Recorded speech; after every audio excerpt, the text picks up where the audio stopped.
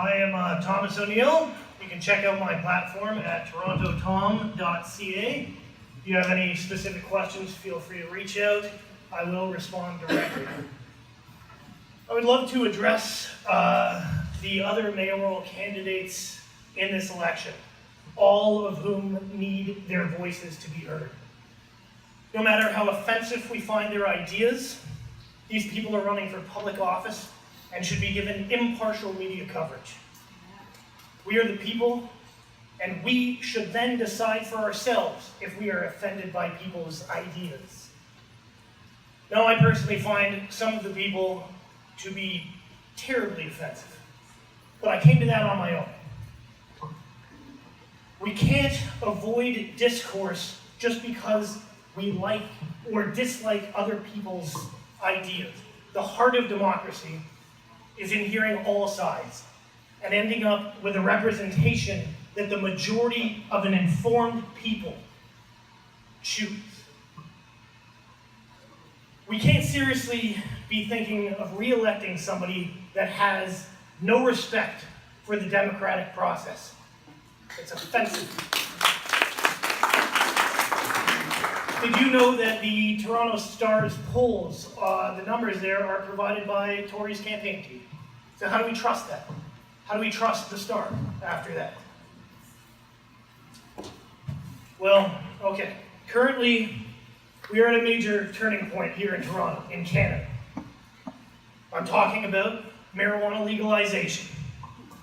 In an election year, in the year that we legalize, regulate, and subsequently tax a billion-dollar industry, Toronto will not even have a legal open storefront on day one. Toronto's workforce is not in position to make money off of something like legalizing pot. I would do something about that. I would. Hell, the world is starting to backpedal around us, and we, as an educated and ultimately stress-free people, are complacent.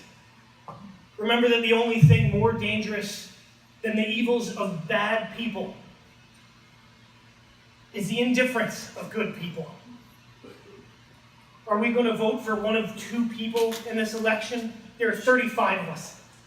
But I suppose that a 2-page spread on 35 people with a brief bio is a little bit hard for journalists in this modern world.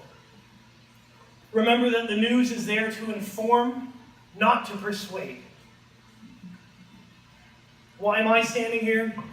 There are so many illogical and immoral decisions being made around us daily that affect us. And I want to do something about that. I really do. Well, me, I am an open book with honesty, honor, and integrity.